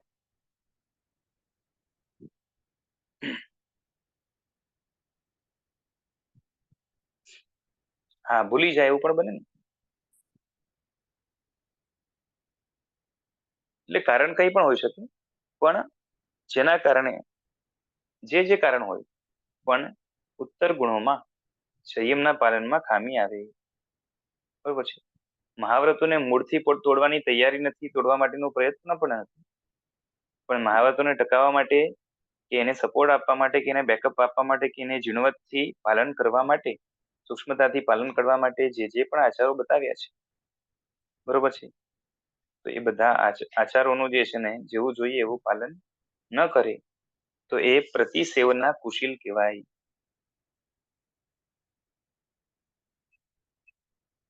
એમને પણ 6 એ 6 લેશિયા હોઈ શકે છે. બરોબર છે.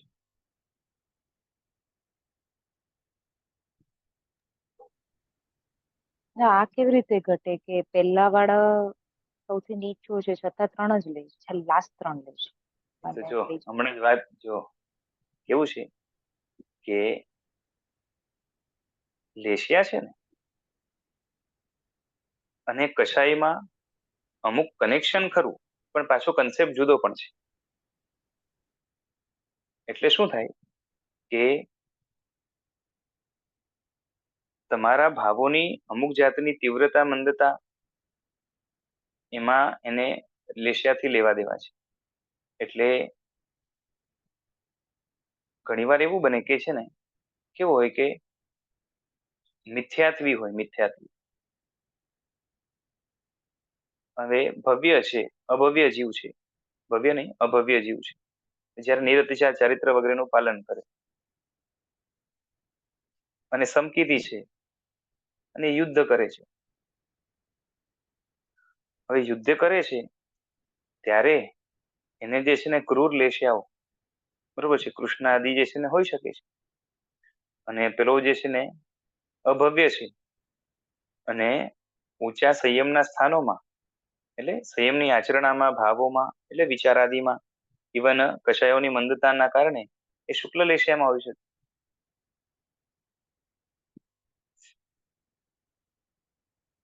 મનને કઈ રીતે ટ્રેન કર્યું છે એના ઉપર, બરોબર છે. એટલે સીધું લેશિયા અને ચારિત્ર સાથે સંબંધ નથી, પણ ખાલી એટલું જ છે. જો એક વાત સમજો કે તમે વિચાર કરો કે મૂળ ગુણ તોડ્યા અને સાથે જે છે ને લેશિયા ખરાબ હોય ને તો શું થાય? મૂળ ગુણનો આચાર તોડે અને લેશિયા પણ ખરાબ આવી જાય તો ભાવ બગાડી આપે, તો અનાચાર સુધી લઈ જાય. અતિચાર ન લાગે ખાલી. સમજ્યા?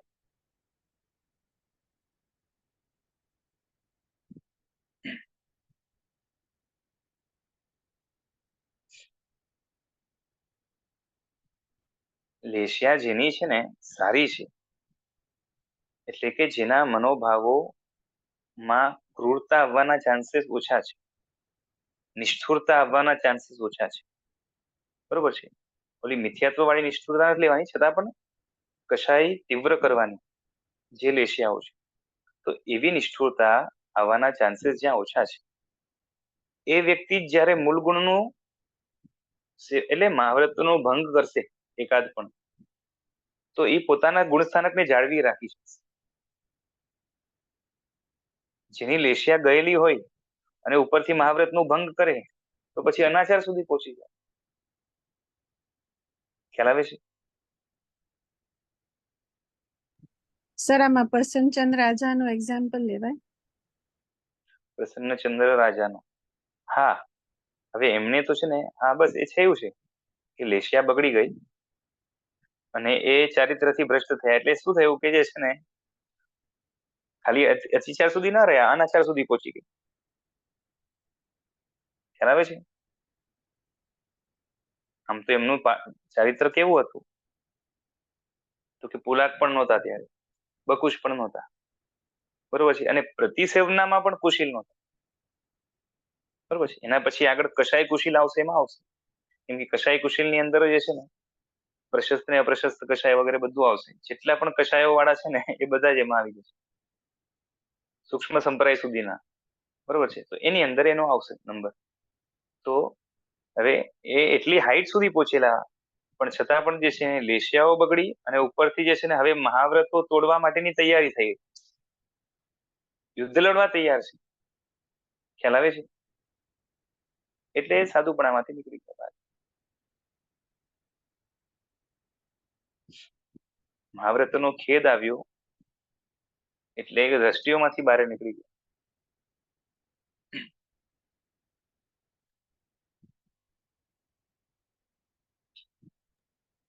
તો એવું કહે છે કે જે પુલાક અને કુશીલ છે એ લોકોને ભલે 6 લેશિયા કીધી, પણ જે પેલી ખરાબ 3 લેશિયા છે ક્યારેક જ આવતી હશે, પણ ગણતરીમાં ગણવી પડે. એ તો એવું જ હોય, એવું જ હોય, ક્યારેક જ આવે. સામાન્યથી સાધુઓની લેશિયા સારી જ હોય, પણ શું છે કે જો જનરલી કેવું છે કે લેશિયા તમારા છે ને રેગ્યુલર સ્વભાવને કંટ્રોલ કરે છે. ફોર એક્ઝામ્પલ, ચંડ રુદ્રાચાર્ય, ચંડ રુદ્રાચાર્ય છે ને એ લગભગ જે છે ને નિમિત્ત થોડા થોડા મળે ને ગુસ્સામાં આવી જાય, બરોબર છે. પોતાને પણ ખબર છે કે મારો સ્વભાવ ખરાબ છે, એટલે પોતે છે ને શિષ્યોને દૂર બેસાડે છે, ભાઈ નજીક નહીં બેસતા, ક્યાંક મારો લાફો પડી જશે કે દાંડો પડશે. ખ્યાલ આવે છે? છતાં ગુણસ્થાનક કેવું છે કે છઠ્ઠું.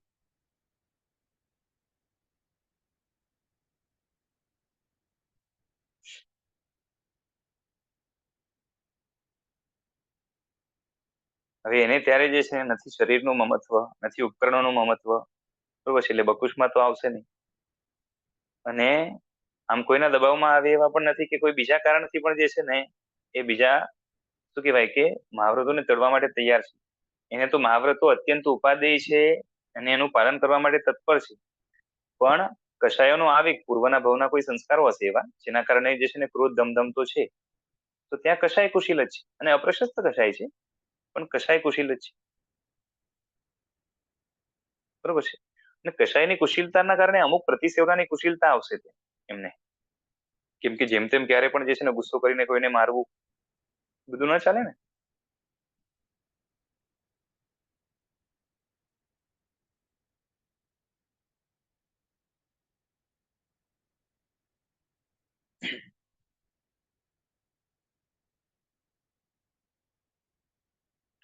હવે આ શું છે કે હવે સમજો બકુશ વાળા છે, 6 લેશિયા છે, સમજો કે કૃષ્ણ લેશિયા હોય, કૃષ્ણ લેશિયાના કારણે શું થાય કે ઘણો ગુસ્સો આવી જાય, સમજો કે કોઈ એના ઉપકરણે હાથ લગાવે, કાં તો જેમ તેમ કરી નાખે, ગુસ્સો આવી જાય, બરોબર છે, સમજાયું? અત્યંત ગુસ્સો આવી જાય એટલે જે છે ને લેશિયા બગડે. છે ને આમાં ખાલી બેસતું એ નથી કે આપણે અભવ્યનું ભલે એક્ઝામ્પલ લીધું મિથ્યાત્વનું, પણ ઇન જનરલ બધા મિથ્યા દ્રષ્ટિ 6 લેશે. ખાલી આપણે પર્ટિક્યુલર અભવ્યનું એક્ઝામ્પલ લઈએ છીએ એટલે શુક્લ લેશિયામાં. જો એક વાત સમજો, હા એવું છે, પણ કેવું છે, લેશિયા છે ને એક લોંગ ફીચરિંગ ફોર્સ છે, એટલે શું છે તમારા સ્વભાવમાં વિણાઈ ગયેલા કશાયો છે. લેશિયામાં શું છે કે તમારા સ્વભાવમાં જે છે ને એ જે ભાવો સ્થિર થયેલા છે, જેમ તમે એક દિવસ છે ને શુભ ભાવ કરો, બીજા દિવસે અશુભ ભાવ કરો, ત્રીજા દિવસે શુભ ભાવ કરો, એનાથી કઈ લેશિયા ન બદલાય, બરોબર છે, ભાવો બદલાય. લેશિયા તો શું છે કે તમારા સ્વભાવમાં જેમ સમજો કે કોઈ વ્યક્તિ છે એ અત્યંત ક્રોધ કરે છે, હવે તમને કોક દી દેખાય કે એના દીકરાને વાલ કરે છે, બરોબર છે, ક્યારેક જે છે ને પ્રેમથી કોઈની સાથે વાત કરે છે તો ત્યારે એમ ના કહેવાય કે એની લેશિયા બદલી ગઈ, બરોબર છે. લેશિયા શું છે કે એનો જે સ્વભાવ છે, સ્વભાવમાં એને જે વણાયેલું છે ને એના હિસાબે લેશિયા નથી. હા, એટલે ઓરિજિનલ સ્વભાવ સમજો કે જે રેગ્યુલર માં છે એ જે રેગ્યુલરમાં છે. અંદર ડીપ ડાઉન છે, જે ડીપ હા, ડાઉન તો છે એ પણ રેગ્યુલરમાં જે કશાયોનું વલણ છે એના આધારે લેશિયા નક્કી હા, થાય. પણ પુલાકને સ્પેશિયલી 3 જ લેશિયા કીધી એમ, એને કેમ, એટલે હા, ઈ એટલો વિશુદ્ધ જ છે કારણ આખા. જે છે ને કે ખરાબ લેશિયાઓ હોય ને તો એ પોતાના જે છે ને મહાવ્રતને તૂટવાથી બચાવી ના શકે, નીચે પાડી નાખે એને. અને એના ઉપરના છે એ તો મહાવ્રત નો તો અતિચાર બી હું નથી તમને ખાલી લગાડતા અહીંયા છતાં છ. હું તમને ખાલી અહીંયા લોજિક એક્સપ્લેન કરવાનો પ્રયત્ન કરું છું. બાકી જે છે ને શાસ્ત્રમાં તો સીધું આપ્યું કે ભાઈ જે છે ને તેજો પદ્મ ને શુક્લ લેશિયા આની છે, બાકી આની 6, આની 6, આની 6 એમ કરીને આપ્યું છે.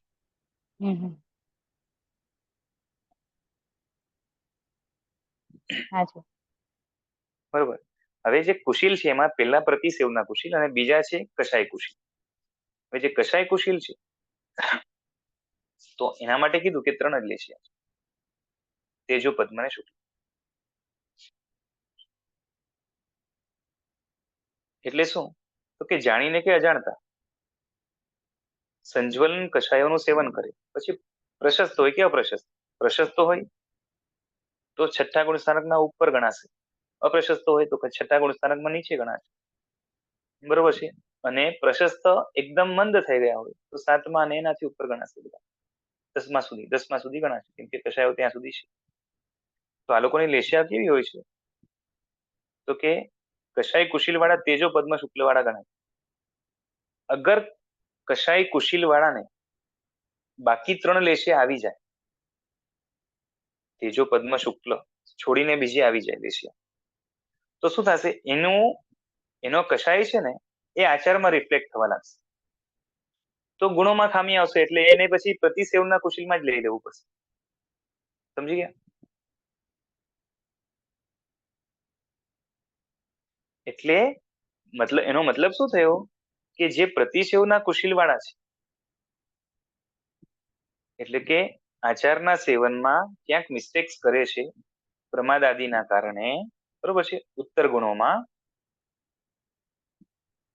એ પ્રતિસેવના કુશીલમાં આવી ગયા.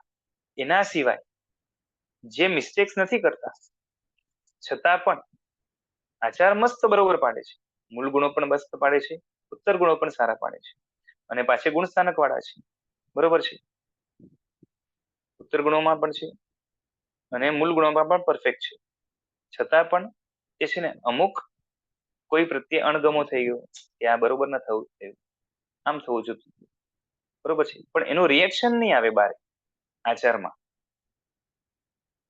તો આવા જે મંદ મંદ જે કશાય થઈ જાય એ કશાય કેવા છે કે ખરાબ છે, અપ્રશસ્ત છે, બરોબર છે.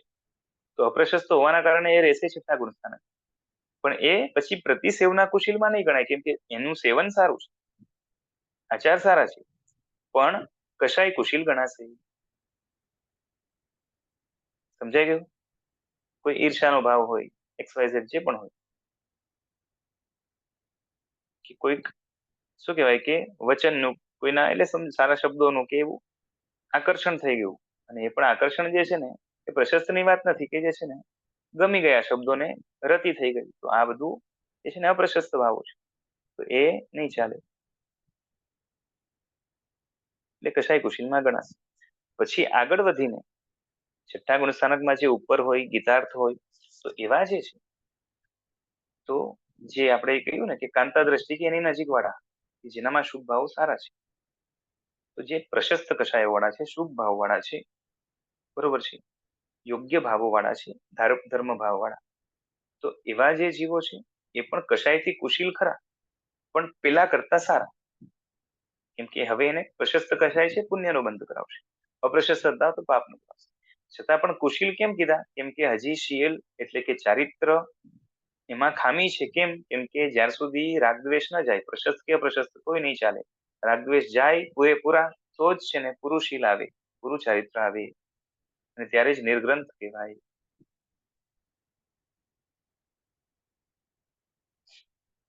ખ્યાલ આવે છે?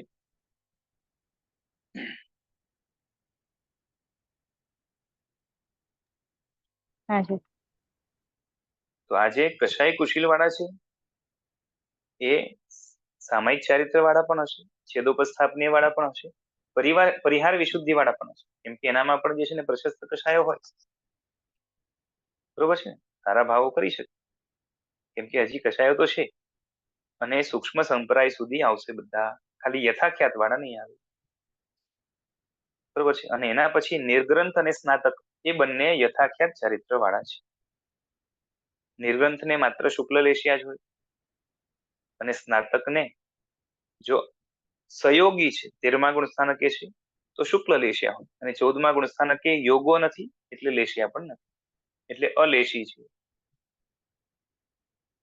બરોબર છે. 5 પ્રકાર: પુલાક, બકુશ, કુશીલ, નિર્ગ્રંથ અને સ્નાતક. એમાં પણ બકુશમાં ઉપકરણ અને શરીરના બકુશ એ ભેદ બહુ એટલા ઇમ્પોર્ટન્ટ નથી, છતાં પણ યાદ રાખજો. પણ કુશીલમાં જે બે ભેદ છે ને એમાં લાંબો ડિફરન્સ છે. તો એક પ્રતિસેવના વાળા કુશીલ અને એક કશાય વાળા કુશીલ, બરોબર છે. એ થોડુંક બરોબર યાદ રાખવા જેવું છે. કેમ કે શાસ્ત્રમાં જ્યાં જ્યાં પણ વર્ણન આવ્યું ને તો પ્રતિસેવના કુશીલ માટેના ક્રાઇટેરિયા અને કશાય કુશીલ વાળા માટેના ક્રાઇટેરિયા, એટલે એ લોકોની ગતિ, પછી એ લોકોના જે કંઈ પણ ભાવ હોય, એ લોકોની લેશિયા, એ બધું જુદું બતાવ્યું છે. એટલે ત્યાં ડિફરન્સ પડશે. અને પેલા જે 3 છે ને જેમાં કંઈક ખામી છે, એટલે પુલાક, બકુશ અને પ્રતિસેવના કુશીલ, આ 3 છે ભગવાનના શાસનમાં જ. કશાય કુશીલ અને નિર્ગ્રંથ અને સ્નાતક આ લોકો ભગવાનના શાસનની બારે પણ હોય છે, બરોબર છે. જે મરુદેવા માતા, પછી જે છે ને શું કહેવાય કે જે પણ અતીર્થ સિદ્ધ થયા હોય, અન્ય દર્શનની અંદર જે છે ને જેમને કે કેવળ જ્ઞાન આદિની પ્રાપ્તિ થઈ હોય, બરોબર છે, અન્ય દર્શનના વેશમાં, લિંગમાં, બરોબર છે. તો એમાં જે પામી જાય તો એ બધા જ આમાં આવશે. કે શરૂઆતમાં કશાયો હોય, પછી મંદર મંદર થતા જાય ત્યાં સુધી કશાય કુશીલ ગણાય, પછી નિર્ગ્રંથ અને પછી સ્નાતક.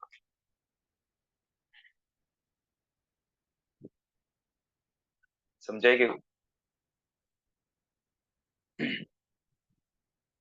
એટલે હવે આપણે આપણી જે છે ને મૂળ વાત એના ઉપર આપણે આવીએ કે બકુશ અને કુશીલ ચારિત્ર વાળા ભાવ વૃત્તિધર સાધુ 6ઠ્ઠા ગુણ સ્થાનકે હોય, બકુશ વાળા 6ઠ્ઠા ગુણ સ્થાનકે હોય. સમજાય ગયું?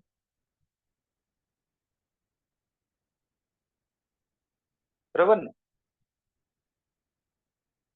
એની પેલાના કયા? પુલાક, એ પણ 6ઠ્ઠા ગુણ સ્થાનકે હોય. અને એની પછીના જે કુશીલ છે એમાંથી જે પેલા હતા, કયા? 2 પ્રકાર છે ને કુશીલના, ઉપકરણ અને પ્રતિષેવના. ઉપકરણ નહીં, અને ઉપકરણ ઉપકરણ શરીર તો બકુશના પ્રકાર છે, કુશીલની વાત ચાલે. હા, પ્રતિસેવ. તો કુશીલમાંથી પ્રતિસેવના અને કશાય કુશીલ. તો જે પ્રતિસેવના કુશીલ ચારિત્ર વાળા છે એ હંમેશા છઠ્ઠે જ રહેશે. કશાય કુશીલ વાળા છઠ્ઠે વગેરે પણ રહે અને છેક 10મા સુધી રહે, બરોબર છે. તો એમાંથી પ્રતિસેવના કુશીલ વાળા અને જે શરૂઆતના વધારે કશાય વાળા જે છે ને એટલે અપ્રશસ્ત કશાય સહિત કુશીલ વાળા અને પ્રશસ્ત વ્યક્ત કશાય સહિત કુશીલ વાળા, આ બધા 6ઠ્ઠા ગુણસ્થાનક વાળા છે, બરોબર છે. ગુણસ્થાનક 6ઠ્ઠું, દ્રષ્ટિ 5મી, અને એની સામે તીર્થંકર છે ગૃહસ્થપણામાં, તો ગુણસ્થાનક 4થું પણ દ્રષ્ટિ 6ઠ્ઠી.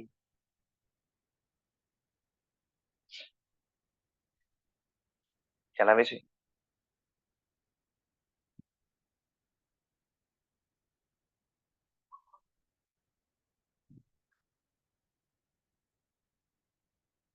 ઓ ટાઈમ ઘણો થઈ ગયો, આજે રાખીએ. જે નગ્ન વિરુદ્ધ બોલાય હોય તો પ્રણામ.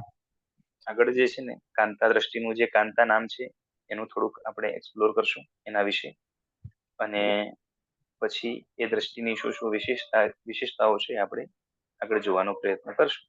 બરોબર છે. આજ સમય તેઓ રાખી. પ્રણામ.